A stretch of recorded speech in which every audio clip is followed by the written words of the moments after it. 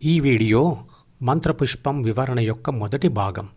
మంత్రపుష్పం మరియు నారాయణ సూక్తం యొక్క యూట్యూబ్ వీడియోల లింక్లను ఈ వీడియో డిస్క్రిప్షన్లో ఉంచుతున్నాను, చూడండి. నారాయణ సూక్తం మరియు మంత్రపుష్పంతో సహా చాలా హిందూ మత శ్లోక సంపుటిలు మరియు గ్రంథాలు ధ్యానం ద్వారా పొందే అమనస్క స్థితి అంటే స్థితప్రజ్ఞ లేదా ముక్తి లేదా మోక్షం గురించి చెప్తాయి. అంటే ఆధ్యాత్మికత గురించి చెప్తాయి. వాటిలో శక్తి దృక్పథం తప్ప భౌతిక దృక్పథం ఉండదు. అంటే జీవితంలో జరిగే లేదా పొందే భౌతిక అనుభవాల, విషయాల, సామాజిక నియమాల వర్ణన ఉండదు. కాబట్టి వాటిని భౌతిక దృక్పథంతో అర్థం చేసుకోవడానికి ప్రయత్నం చేయవద్దు. ఉదాహరణకు, దేవుడిని ప్రార్థిస్తే వరాలు ఇచ్చే వ్యక్తిగా ఊహించుకోవడం, దేవుడిని అలంకరించడం, దీపం, ధూపం లాంటి భౌతిక పద్ధతులతో పూజించడం, దేవుడు పుట్టిన స్థలంకు ఏదో మహత్యం ఉంది అనుకోవడం, దేవుడిని భౌతిక దృక్పథంతో అర్థం చేసుకోవడమే అవుతుంది. ధ్యాన మార్గంలో వెళ్ళడానికి ఇది మొదటి మెట్టు మాత్రమే అవుతుంది. నారాయణ సూక్తంలో విశ్వశక్తి యొక్క వర్ణన ఉంది. విశ్వశక్తి అంటే పరమాత్మ. అది అంతటా వ్యాపించి నాశనం లేనివాడుగా, పదార్థాన్ని మరియు శక్తిని సృష్టించేవాడుగా, పదార్థాన్ని శక్తిగా మరియు శక్తిని పదార్థంగా మార్చేవాడుగా, పదార్థం కంటే విభిన్నమైన లక్షణాలు కలిగి ఉన్నాడు. ఈ విశ్వ పదార్థం అంతా అతనిని ఆశ్రయించి ఏర్పడింది. అన్నిటిలో అతనే ఆత్మగా ఉన్నాడు. అంటే విశ్వశక్తి నుంచే విద్యుత్ శక్తి, అయస్కాంత శక్తి, రసాయన శక్తి, పరమాణు శక్తి లాంటి అనేక శక్తులతో పాటుగా ఆత్మశక్తి కూడా వచ్చింది. విశ్వశక్తి అంతటా వ్యాపించి ఉన్న ప్రతి మనిషిలో ఉన్న హృదయం ద్వారానే అది మనకు విదితమవుతుంది. అంటే దర్శనం ఇస్తుంది.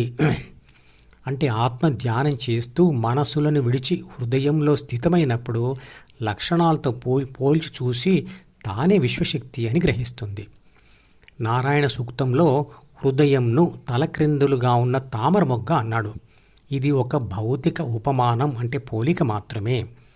నిజానికి హృదయం అనేది లోపలికి వెళ్ళే శ్వాస మరియు బయటికి వచ్చే నిశ్వాసల కూడలి ప్రాంతం. అది ఒక స్థలం మాత్రమే, అక్కడ ఏమీ ఉండదు. దానిని ఇంగ్లీష్లో కరీన్ ఆఫ్ ట్రేకియా అంటారు. ఈ పదంతో గూగుల్లో సెర్చ్ చేస్తే ఆ చిత్రపటం దొరుకుతుంది. నిజానికి హృదయం ఒకటే కాదు. ప్రాపంచిక ఆత్మ ధ్యాస పెట్టి ధ్యానం చేయడానికి శరీరంలో అలాంటి 7 స్థలాలు ఉన్నాయి. వాటిని 7 చక్రాలు అంటారు. వాటి పేర్లు సహస్రారం, ఆజ్ఞ, విశుద్ధం, అనాహతం అంటే హృదయం, మణిపూరకం, స్వాదిష్టానం మరియు మూలాధారం. హృదయం అందరిలో ఉంటుంది, కానీ అది మొగ్గ రూపంలో ఉంటుంది అని అనుకోవాలి. అంటే ధ్యానం చేయని వ్యక్తికి హృదయం పరిణతి పొందలేదు, అంటే ఇంకా తామర పుష్పంగా మారలేదు అని అర్థం. కానీ ధ్యానం చేస్తూ చేస్తూ చిట్ట చివరి స్థితికి చేరిన యోగి హృదయం మాత్రమే వికసించిన పుష్పం అవుతుంది. పుష్పంలో దాగి ఉన్న సత్యం ఇదే. ఈ వివరణ అంతా మనం దారి తప్పి భౌతిక దృక్పథం వైపు వెళ్ళకూడదని.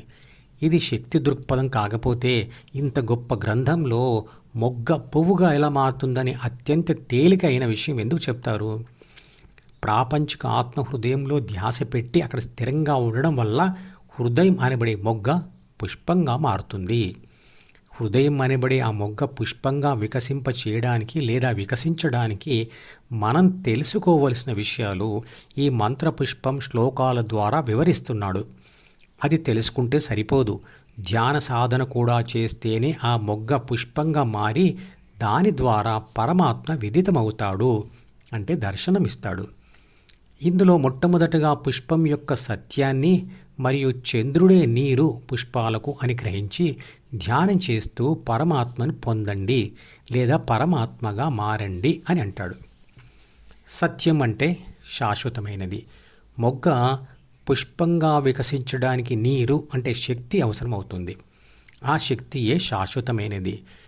చంద్రుడే నీరు దానికి అని అంటాడు. అంటే చంద్రకాంతి శక్తియే నీరు దానికి. అంటే చంద్రుడి నుండి వచ్చిన శక్తియే మొగ్గ వికసించడానికి కారణమని. మూన్ ఫ్లవర్స్ చంద్రకాంతికి వికసిస్తాయి అంటారు. సైంటిఫిక్గా ఇది నిజం కాదు.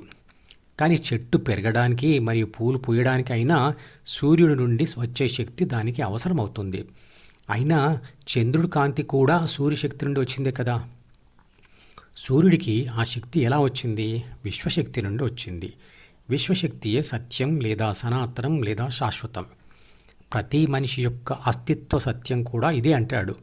అంటే ప్రతి మనిషిలోని ఆత్మశక్తి విశ్వశక్తి నుండే వచ్చింది.